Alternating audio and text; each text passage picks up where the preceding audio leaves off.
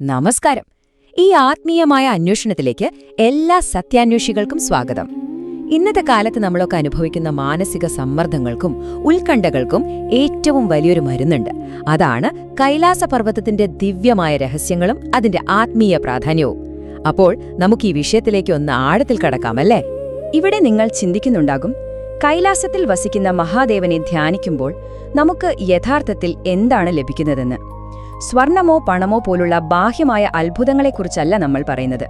മറിച്ച് നമ്മുടെ അഹങ്കാരത്തിൽ നിന്ന് ആരംഭിച്ച് വളരെ ശാന്തമായ ഒരു ആത്മബോധത്തിലേക്കും സമാധാനത്തിലേക്കും എത്തുന്ന ഒരു ആന്തരിക യാത്രയുണ്ട്. അതാണ് നാം ഇന്ന് പ്രധാനമായും മനസ്സിലാക്കാൻ പോകുന്നത്. ഇനി നമുക്ക് ദിവ്യമായ കൈലാസപർവ്വതത്തെക്കുറിച്ച് സംസാരിക്കാം. ഭൂമിശാസ്ത്രപരമായി നോക്കിയാൽ ഇതൊരു പ്രപഞ്ചത്തിന്റെ അച്ചുതണ്ട് കൂടിയാണ്. ടിബറ്റിലെ ട്രാൻസ് ഹിമാലയൻ നിരകളിൽ സ്ഥിതി ചെയ്യുന്ന 6638 മീറ്റർ ഉയരമുള്ള ഈ പർവ്വതത്തെ ഹൈന്ദവ വിശ്വാസപ്രകാരം മേരു പർവ്വതം എന്നാണ് വിളിക്കുന്നത്. സ്വർഗവും ഭൂമിയും കൂടിച്ചേരുന്ന ഒരു ബിന്ദു. ദശലക്ഷക്കണക്കിന് ആളുകൾക്ക് ഇത് മഹാദേവന്റെ ശാശ്വതമായ വാസസ്ഥലമാണ്. ഇവിടെ നമ്മൾ കാണുന്ന ഈ രണ്ട് തടാകങ്ങള് വളരെ മനോഹരമായ ഒരു ആശയം വ്യക്തമാക്കുന്നുണ്ട്. ഒരു വശത്ത് ശുദ്ധജലം നിറഞ്ഞ ശാന്തതയുടെ പ്രതീകമായ മാനസ സരോവർ തടാകം, മറുവശത്തോ ഉപ്പുവെള്ളം നിറഞ്ഞ അസ്വസ്ഥതയുടെ പ്രതീകമായ രാക്ഷസ്ഥാൽ തടാകവും.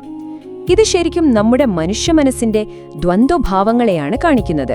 സമാധാനവും അതുപോലെ തന്നെ കുഴപ്പങ്ങളും നിറഞ്ഞ നമ്മുടെ മനസ്സിന്റെ രണ്ടവസ്ഥകൾ.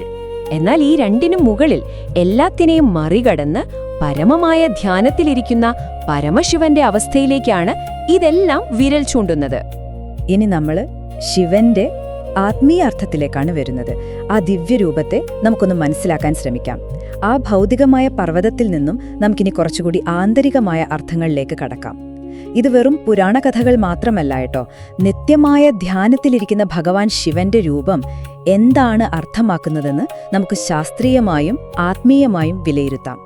ഇതിലേറ്റവും കൗതുകകരമായ കാര്യം എന്താണെന്ന് വെച്ചാൽ, മഹാദേവന്റെ രൂപത്തിലെ ഓരോ അടയാളങ്ങളും നമ്മുടെ ആന്തരിക ലോകത്തെ എങ്ങനെ നിയന്ത്രിക്കണമെന്ന് കാണിച്ചു തരുന്നു എന്നതാണ്. ഉദാഹരണത്തിന്, വലതുകൈയിലെ ത്രിശൂലം സത്വ രജോ തമോ ഗുണങ്ങളെ നിയന്ത്രിക്കുന്നതിനെ സൂചിപ്പിക്കുന്നു. ശിരസിലെ ചന്ദ്രകല സമ്പൂർണമായ മാനസിക നിയന്ത്രണമാണ്. ഗംഗയാകട്ടെ അമരത്വത്തിന്റെ അമൃതിനെയും നന്ദി ഓംകാരത്തെയും സത്സംഗത്തെയും പ്രതിനിധീകരിക്കുന്നു. പിന്നെ ഭഗവാനിരിക്കുന്ന പുലിത്തോലുണ്ടല്ലോ, അത് കാമത്തെയും ആഗ്രഹങ്ങളെയും നമ്മൾ കീഴടക്കിയതിന്റെ പ്രതീകമാണ്. ഇനി ഭഗവാന്റെ കഴുത്തിലുള്ള സർപ്പങ്ങളെപ്പറ്റി നിങ്ങൾക്ക് ചിലപ്പോൾ സംശയമുണ്ടാകാം.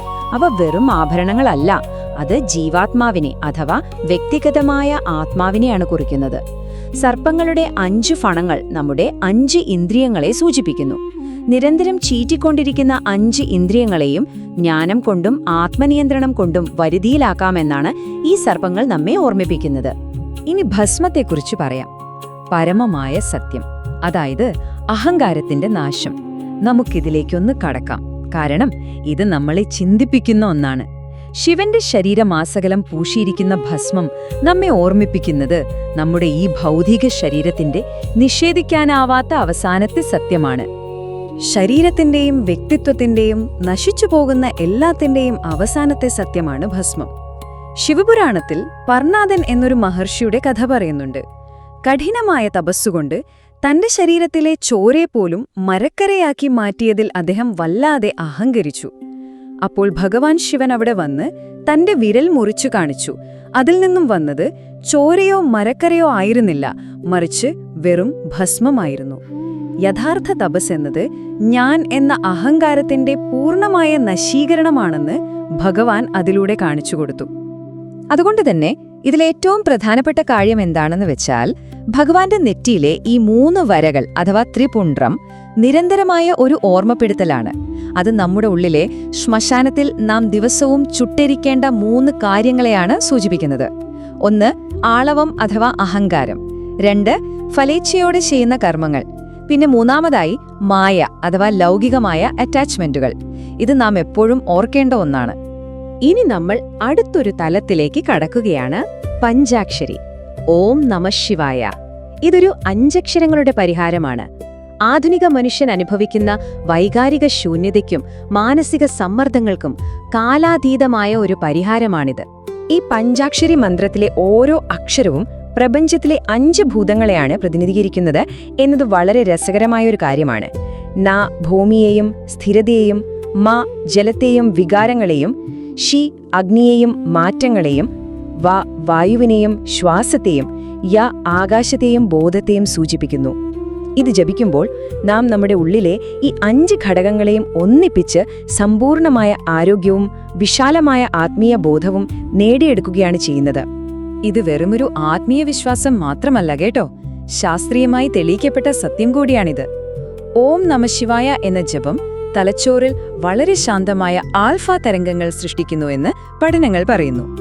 ഇത് കോർട്ടിസോൾ എന്ന സ്ട്രെസ് ഹോർമോണിനെ തൽക്ഷണം കുറയ്ക്കുകയും നമ്മുടെ ചുറ്റുമുള്ള നെഗറ്റീവ് എനർജി ഇല്ലാതാക്കുകയും ചെയ്യുന്നു. ഇന്നത്തെ കാലത്തെ ഉത്കണ്ഠകൾക്ക് ഇതിലും വേഗതയേറിയൊരു മരുന്നില്ല എന്ന് തന്നെ പറയാം.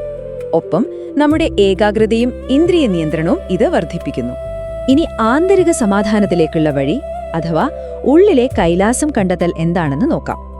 ഇതെല്ലാം നമ്മൾ മനസ്സിലാക്കുമ്പോൾ എത്തിച്ചേരുന്ന ഏറ്റവും പ്രധാനപ്പെട്ടൊരു തിരിച്ചറിവാണിത്.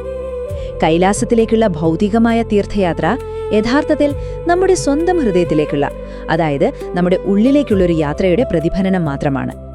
അപ്പോൾ മഹാദേവന്റെ ദർശനം ലഭിക്കുന്നവന് കിട്ടുന്ന യഥാർത്ഥ അനുഗ്രഹങ്ങൾ എന്തൊക്കെയാണ്? അത് നേരത്തെ പറഞ്ഞതുപോലെ ബാഹ്യമായ അത്ഭുതങ്ങളല്ല, മറിച്ച് അഹങ്കാരത്തിൽ നിന്നും അനാവശ്യമായ ആഗ്രഹങ്ങളിൽ നിന്നുമുള്ള പൂർണ്ണമായ മോചനം, ഉള്ളിലെ അഗാധമായ ശാന്തതയുടെ ഉണർവ്, ആധുനിക കാലത്തെ പ്രതിസന്ധികളെ നേരിടാനുള്ള ആത്മീയമായ ധൈര്യം, പിന്നെ പൂർവ്വകർമ്മങ്ങളിൽ നിന്നുള്ള മോചനം എന്നിവയാണ്. ഇത് ശരിക്കും ആഴത്തിലുള്ള ഒരു ആന്തരിക പരിവർത്തനമാണ്. അതുകൊണ്ട് നമ്മൾ അവസാനിപ്പിക്കുന്നതിന് മുൻപായി നിങ്ങളോട് തന്നെ ഈ ചോദ്യം ചോദിക്കുക. നിങ്ങളുടെ സ്വന്തം ആന്തരിക കൈലാസം നിങ്ങൾ എപ്പോഴാണ് നിർമ്മിച്ചു തുടങ്ങുക? അചഞ്ചലമായ വിശ്വാസം കൊണ്ടും ആത്മബോധം കൊണ്ടും ദൈനംദിന ഭക്തി കൊണ്ടും നമ്മുടെ ഉള്ളിൽ തന്നെ ആ പരമശിവനു കുടികൊള്ളാൻ ഒരു കൈലാസം പണിയാൻ നമുക്കെല്ലാവർക്കും സാധിക്കട്ടെ. ഈ അറിവുകൾ നിങ്ങളുടെ ആത്മീയ യാത്രയ്ക്ക് കൂടുതൽ കരുത്തേകും എന്ന് ഞാൻ വിശ്വസിക്കുന്നു. നന്ദി. ഹര ഹര മഹാദേവ്.